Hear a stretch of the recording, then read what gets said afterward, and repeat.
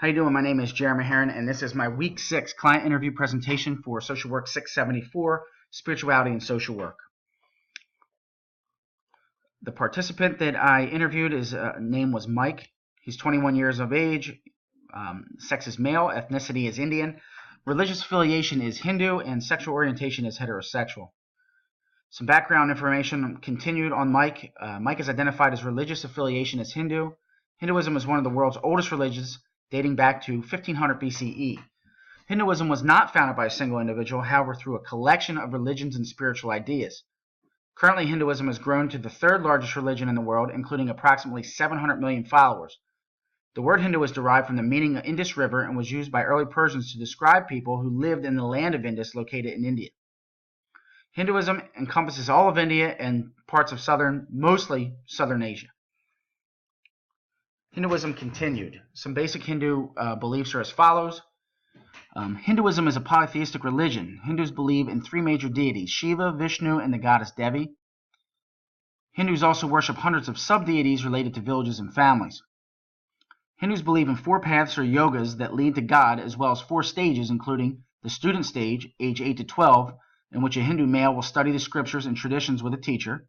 The second stage refers to the household. Household is an idea that a male should mature, marry, create sons, and give alms to others that have reached to a higher level. The third stage is the forest dweller. The forest dweller is a mature Hindu male that performs rituals to honor the ancestry of Hinduism. The fourth stage, the ascetic. This stage occurs when a Hindu is ready to give up mind and body to achieve liberation. I'm believing that that's most likely at the end of the life cycle. This is a relevant belief. I did speak to Mike about karma and reincarnation, so this was relevant. He did follow the idea of karma and reincarnation, so I'll briefly talk about that, and I'll discuss that a little bit later when we get into the interview part of the presentation. So karma and reincarnation. Karma and reincarnation are central ideas for Hindus. Hindus believe that human life has developmental stages, as does the soul, including consequences for every action. All thoughts, feelings, and actions will come back to the individual and are subject to circumstances that are indicative of a past life. I'm going to refer back to that when I get to the interview section of the presentation. Hindus hold several sacred texts. However, the Ramayana is the sacred text that tells the story of Lord Rama's victory over the 10-headed demon Ravana. Other sacred texts include the Veda, which is a collection of 108 books that contain guidelines for spiritual truths and ways to achieve them, and the Puranas that contain myths, hymns, philosophies, and rituals, all dedicated to the worship of the three gods, Vishnu, Shiva, and Devi.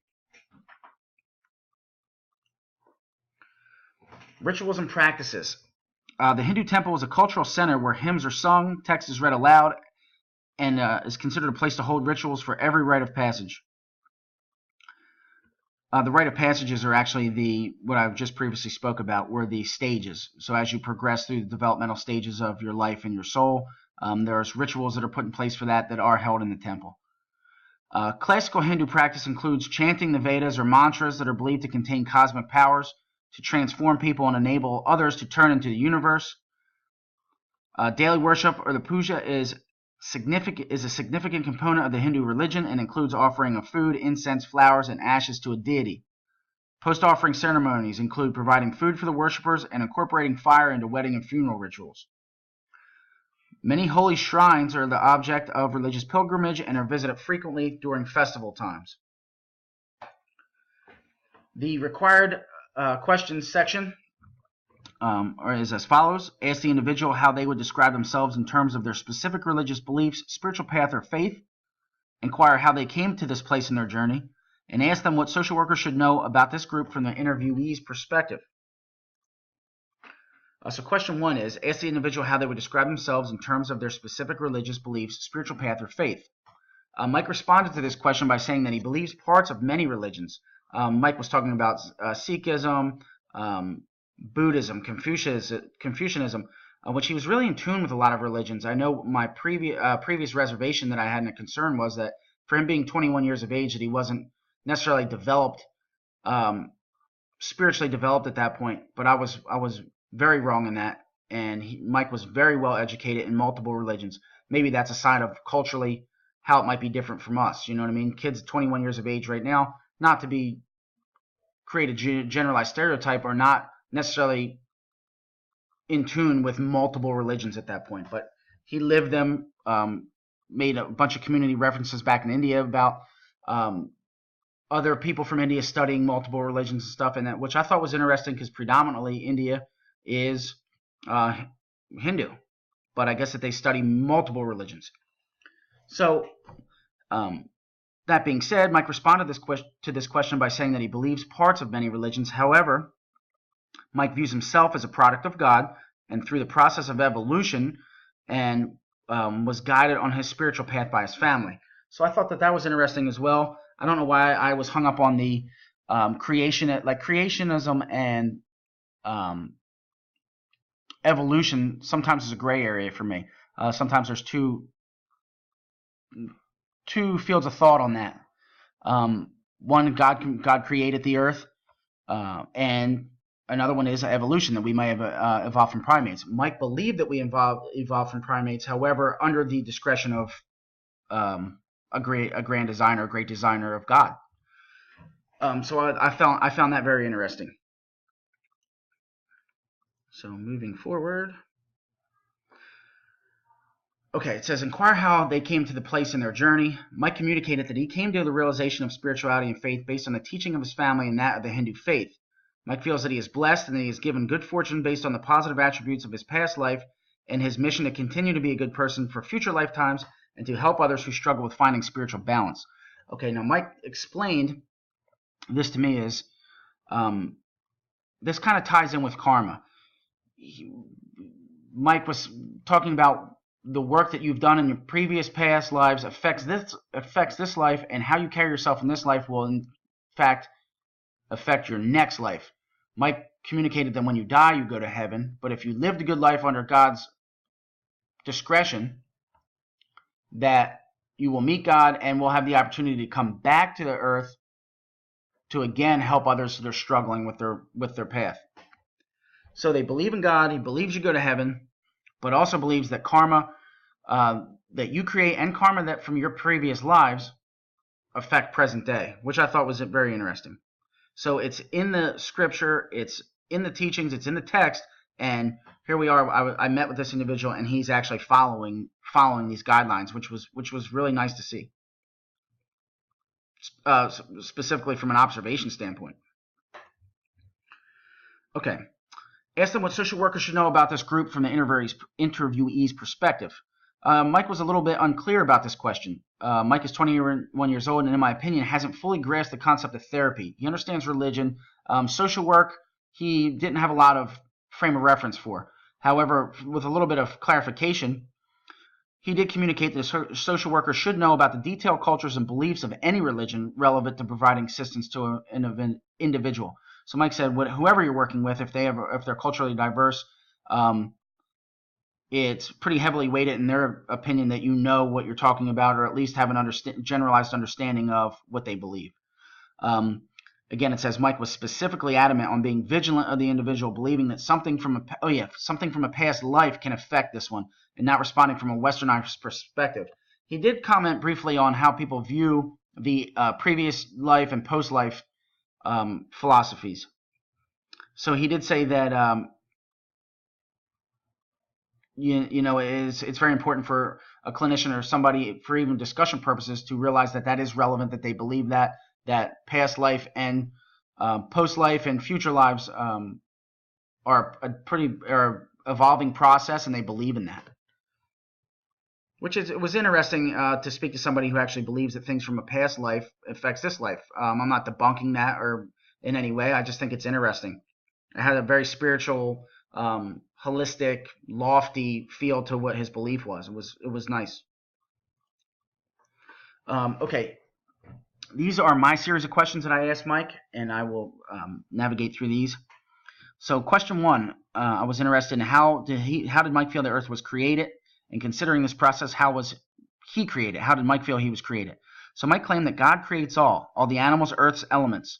God is responsible for all forms of creation. However, what I found interesting is that Mike believes in evolution, that people from the forest evolve into human form from primates under the design of God. kind of somewhat standard to theories of evolution, and also the theories on God being the grand creator. However, I am going to have to do some further research because Mike referred to God a lot, but there's also the three deities. So he did mention worship of the three deities, but as well as God as the all-powerful creator. My second question, what are your views on good and evil? For who is responsible for good in the world, who is responsible for evil? Mike claimed that he believes good comes from being a good person, subscribing to peaceful ideas and rituals, and helping others who struggle with the path. Mike claimed that God is responsible for good in the world, however, it is also the responsibility of the individual to act accordingly for God to bless them. Mike believes evil comes from not subscribing to positive thoughts and actions, and referred to Ravana as the source of initial evil in the world until defeated by Lord Ramas from the sacred scripture. So that was listed in the sacred scripture. It's a part of their sacred text, which is still active in Mike's life. He believes it, follows it, and believes that that's how initial evil was defeated. Do you believe that the soul is a separate entity from the body, and where does your soul go when you die? Mike communicated that your soul is separate from your body, and when you die, your soul goes to heaven to be with God. If you have lived a good life, you will be eligible to come back to earth in the next life to help others. Mike believes that he will go to heaven and secure an opportunity for the next life to help others. Do you believe in the afterlife? Does everyone gain entrance to the afterlife? Mike communicated that he does believe in heaven and the afterlife. However, he also believes in hell, and not everyone gains admission to heaven by default. What is your guideline for entry to the next life? Do you feel you will receive entry into the afterlife? Is your guideline strictly congruent with what your organized religion has instructed, or more freely based on interpretation of the religious instruction? Mike communicated that he feels that he should treat others with dignity and respect, help those in need, and pay respects to the gods in the Hindu religion. Mike feels his views on appropriate behavior and respect to others are congruent with the Hindu faith and based on a vigilant interpretation of the Hindu religion, thus granting him the gifts of the religion and entrance to the afterlife. Again, heavily weighted on karma and every action has a consequence, which is a Hindu belief. The biopsychosocial framework to describe the interviewee is as follows. Mike is a 21-year-old male living in Kamen County, New Jersey, originating from his home country of India. Mike is here working for a family member and follows a Hindu religion. Mike is heterosexual and did not communicate any family history of hereditary ailment. Mike's appearance is healthy, hygiene is managed appropriately, and presents as friendly. Factors that may influence Mike's mental health is his transient living situation. Mike lives in various apartments. His living situation isn't the best at the moment, which it does create some anxiety and stress in his life. The amount of hours he's expected to work, I do not think that they fall under the normal Department of Labor laws. He was working a ridiculous amount of hours, which also creates stress and probably impedes his health in some way. He is still young at the moment, though. His mental health comes into play with the discrimination he encounters based on his physical appearance and the prejudices against his Middle Eastern individuals. The reason I did meet Mike was observed ignorance from patrons. People were coming in demanding services, calling him Dodhead, Towelhead, things like that, terrorist, always saying he's going to blow things up. And I just found it odd that you couldn't be more wrong about somebody or a religion, and that's how I was originally drawn to Mike, based on this. So I'm glad I got to clarify some of that. How do you integrate this information into your own professional growth and practice? Thinking about that, lately I've been referring to the NSAW Code of Ethics a little more for a little bit more structural and functional guideline to approach situations. So that being said, I initially would review the NSAW Code of Ethics and employ Section 1.02 of the NSAW Ethics Code to include self-determination. Self-determination explains the client's rights to self-determination and social workers' responsibility to assist clients in their own personal efforts to identify and clarify their personal goals. And that being said, learning about the Hindu religion and then having the opportunity to speak to an individual at length who follows Hinduism has helped me understand more about a culture and lifestyle different from what I know. Learning about Hinduism has expanded my cultural awareness, which will improve the client/clinician relationship and will assist in my vigilance of differing spiritual rituals and beliefs in various religions.